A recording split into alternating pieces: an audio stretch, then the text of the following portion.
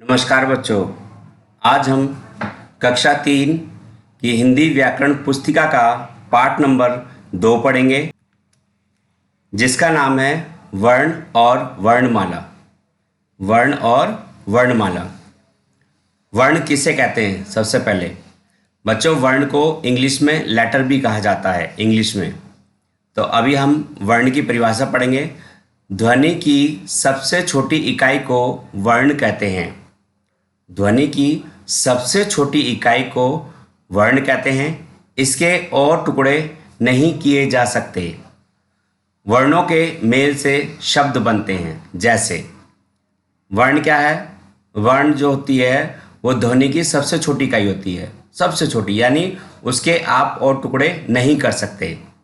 जैसे म ग र, मगर।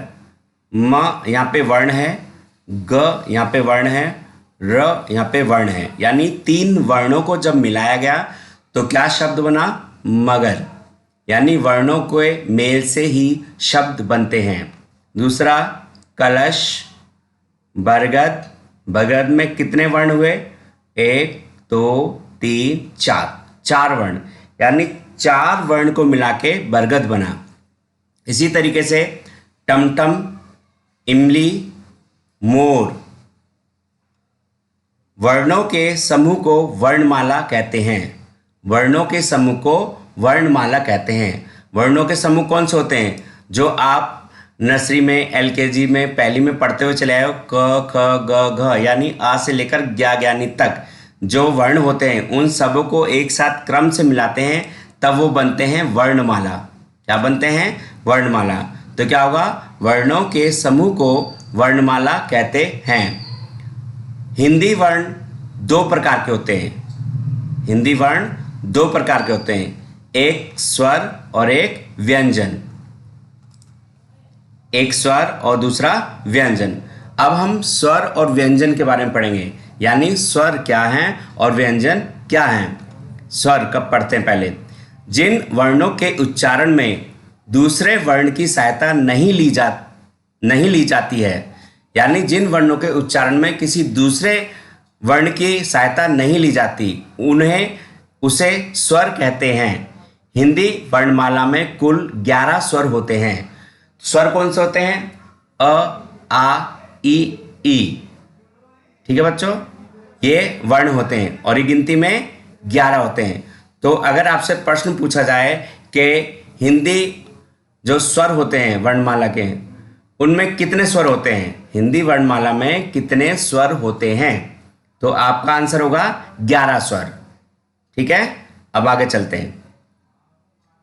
स्वर कौन कौन से? देखो, अब इन्होंने यहां बताया हमें अ, आ, ई, उ, ऋषि, ए, ऐ, ओ, औ, अंग, अह।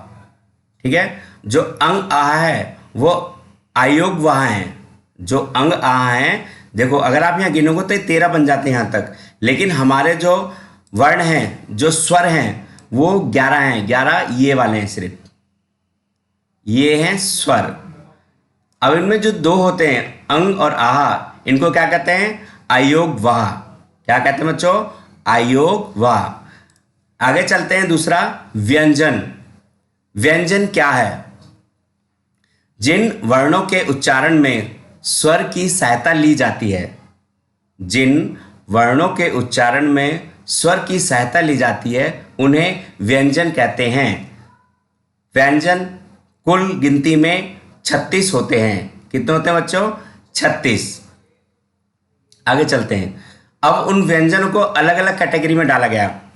जैसे हम पढ़ते हैं क, ख, ग, घ, ण, ये हो गए 5। इनको कहते हैं क वर्ग। क्या बोलते हैं? क वर्ग। तो आपको ये भी याद करना है कि क वर्ग में कौन कौन से वर्ण आते हैं और इनको जो उच्चारण स्थान होता है, यानी ये कहाँ से बोले जाते हैं। कंठ। कंठ का मतलब होता है गला। ये 5 वर्ण जो हैं कंठ से बोले जाते हैं। अब च वर्ग में क्या आता है? च, छ, ज, झ, अण। तालु। तालु का मतलब जब जीभ आपकी ऊपर की तरफ लगती है तो उसको तालु बोलते हैं। तो ये अक्षर जीभ तालु को छूकर बोले जाते हैं। तो इनको बोलते हैं च वर्ग।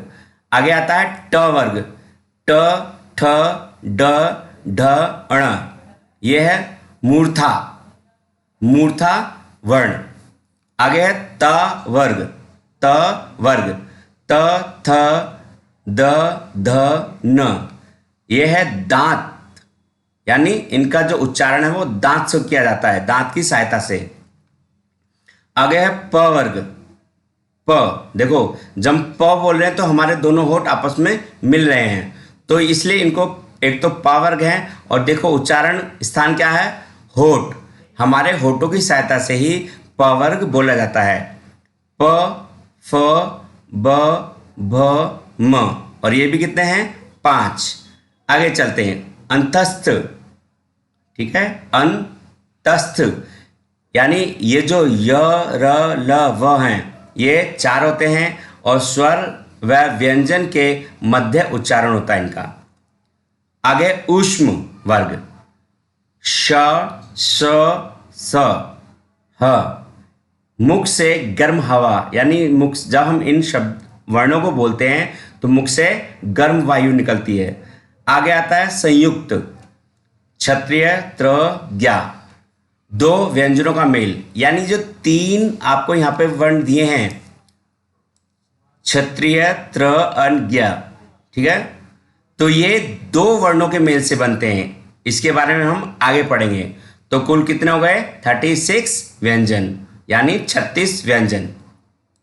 चलिए आगे चलते हैं।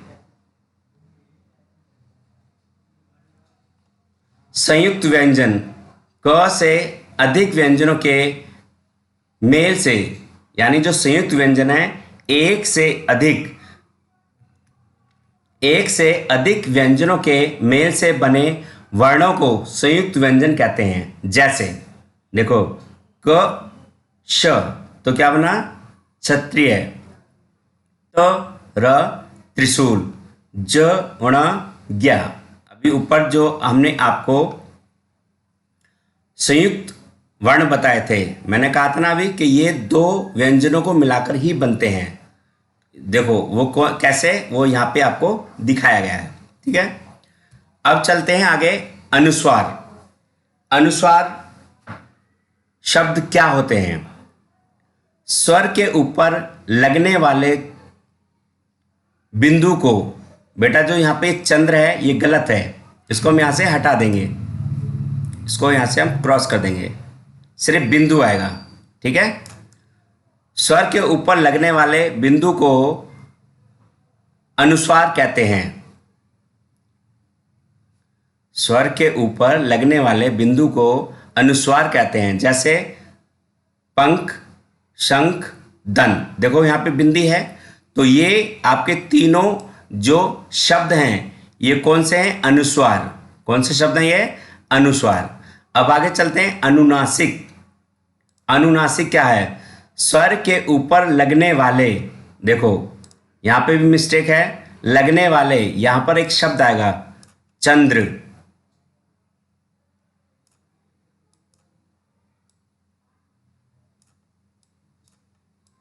ठीक है बच्चों, चंद्र, जो हमने वहां से क्रॉस किया वो यहां पे आएगा। चंद्र बिंदु को अनुस्वार कहते हैं। ध्यान से पढ़ेंगे, स्वर के ऊपर लगने वाले चंद्र बिंदु को अनुस्वार, अनुनासिक कहते हैं। ये भी बेटा गलत है, यहां पे आएगा अनुनासिक।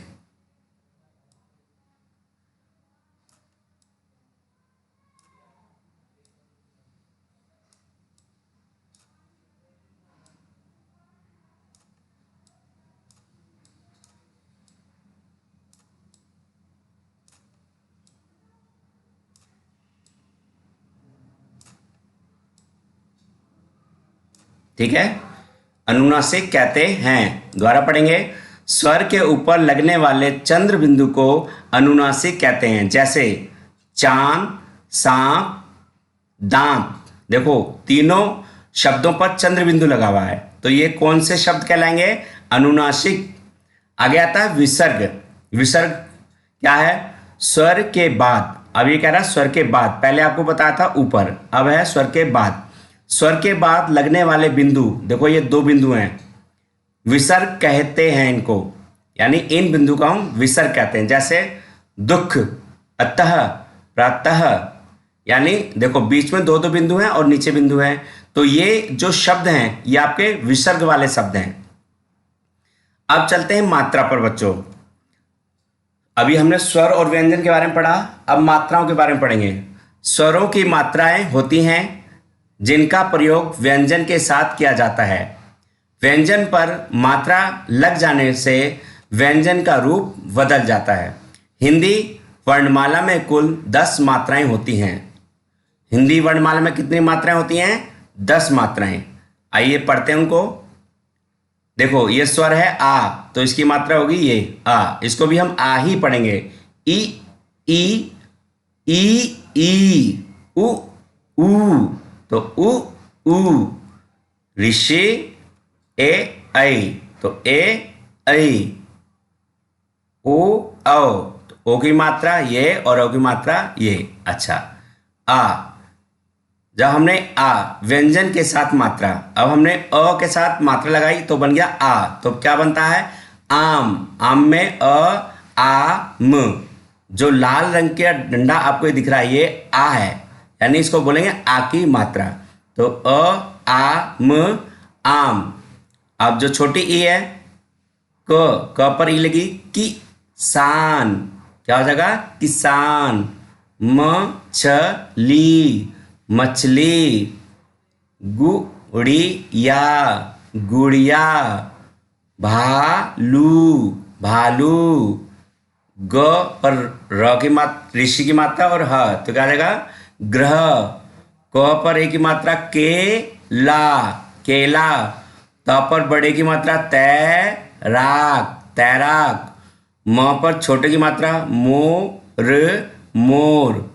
प पर बड़ों की मात्रा, पौधा, पौधा। यानी जितने भी व्यंजन होते हैं उनमें स्वर लगने से उनका रूप बदल जाता है। समझे बच्चों? आगे चलते हैं।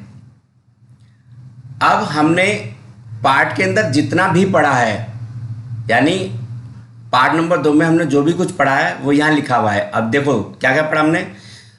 ध्वनि की सबसे छोटी इकाई को वर्ण कहते हैं। जिस वर्णों के उच्चारण में स्वर की सहायता ली जाती है उन्हें व्यंजन कहते हैं। स्वरों का मात्राओं के रूप में प्रयोग किया जाता है। वर्ण के ऊपर लगने वाले बिंदु को अनुस्वार कहते हैं।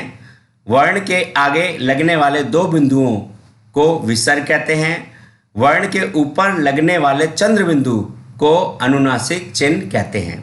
तो बच्चों आपने जितना भी पढ़ा है, अब यहाँ पे अभ्यास दिया हुआ है, प्रश्न दिए हुए हैं। इन प्रश्नों के उत्तर आप पाठ में से देख देख कर लिखोगे अपनी फेयर कॉपी में, जो आपकी स्कूल वाली कॉपी है, और आपका जो लेख है वो साफ सुथरा होना चाहिए।